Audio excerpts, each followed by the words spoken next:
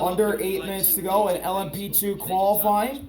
Dan Goldberg for United Autosports is on pole at the moment. He's gone purple in the first sector. Here's the 343 not United, Inter Europol prototype,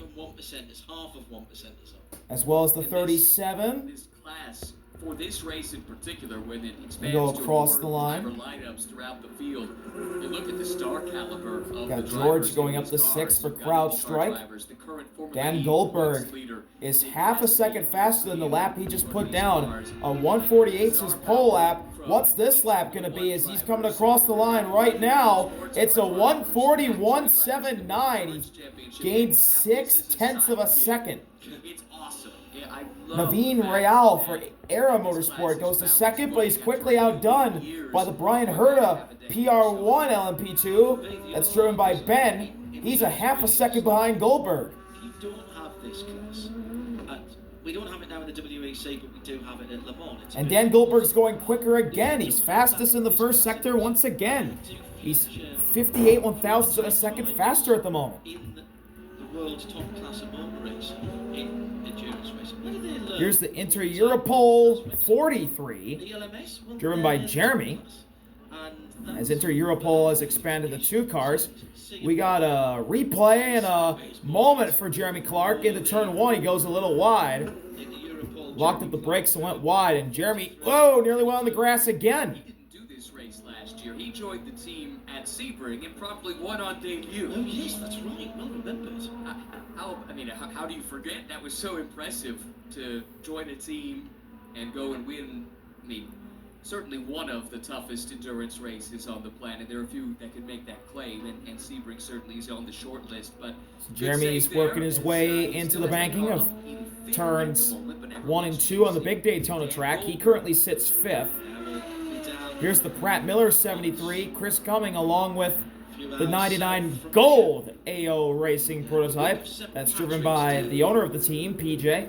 Getting into Sebring actually on the 17th, and it's the weekend. Toby Lutke in the number 11 TDS prototype is up to 3rd with a 1:40.649.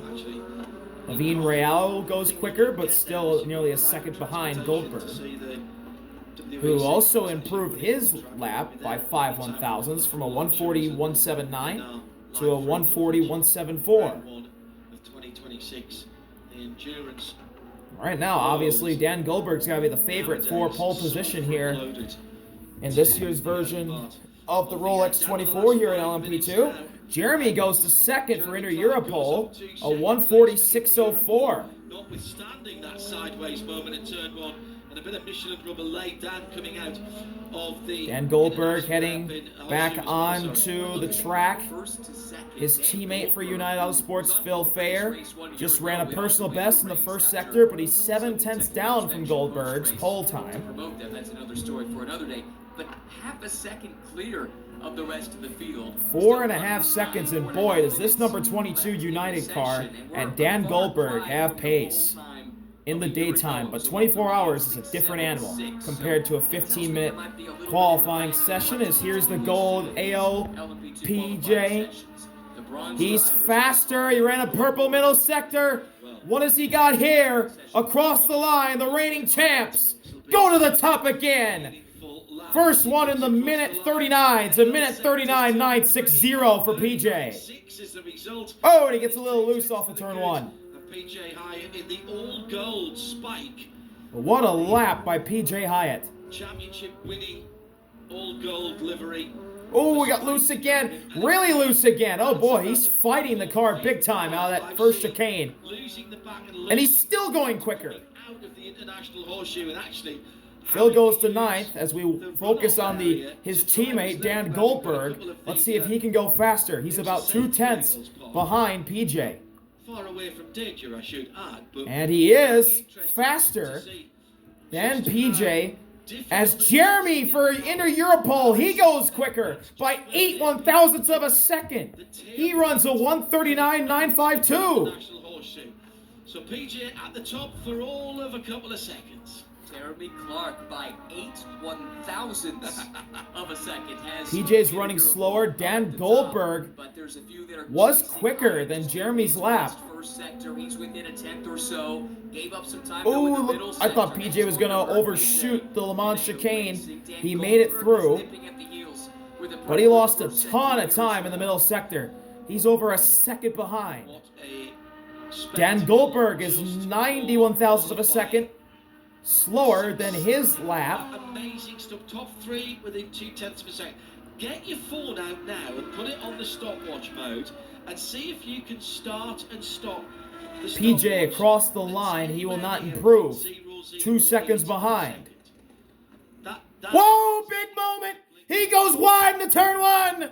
Big mistake for PJ Hyatt. He keeps it going. He didn't crash, but that's a huge mistake and a lap ruin for PJ Hyatt. Another lap before time expires.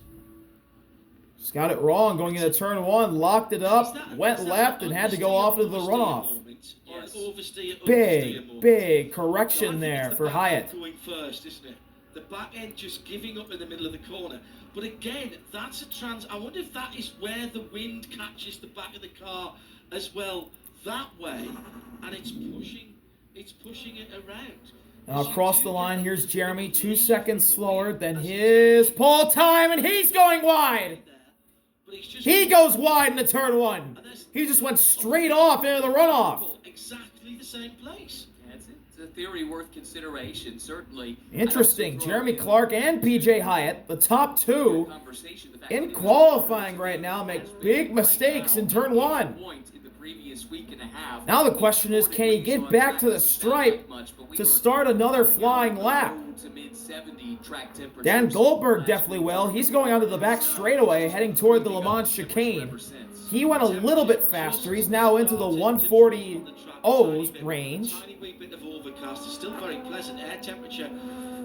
But he definitely will have another lap,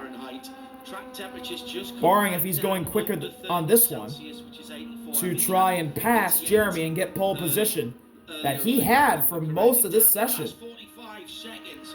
Who has got the performance?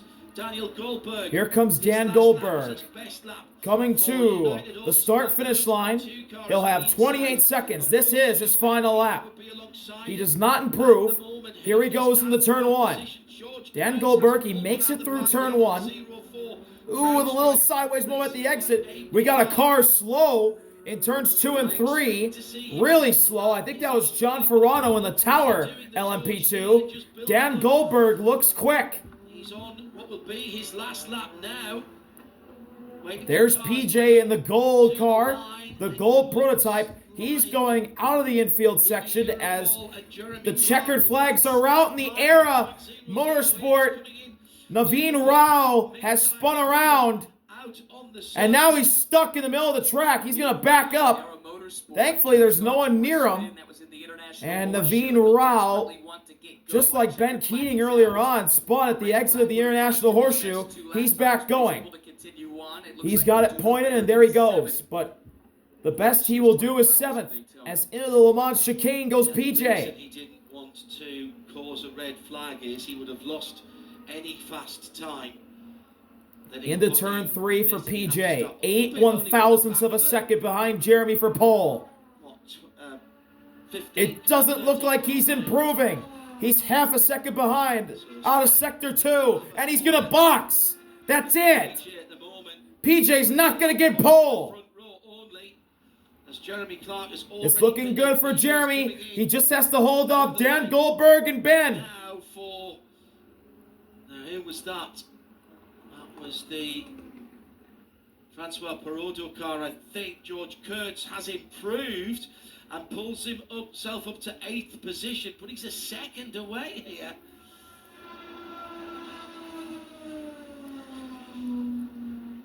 Improvements coming through. Who was that? That was Ben Keating. Improved on his last lap. And Ben Keating George doesn't get close. Dan Goldberg boxed, and that's it. The Inter Europol, LMP2, and Jeremy get pole position. for this year's Rolex 24. Self-styled Europe's fastest bakery. And this is the first Rolex 24 that Jeremy Clark is running with this team. He joined the team last year at Sebring, but what a pull for him in his first time at the Rolex, and he's starting to develop into a really big star in the LMP2 class. Thank you all for watching. See you later. RV out. Peace. GTP qualifying. Goldberg on pole Next. for this race a year ago.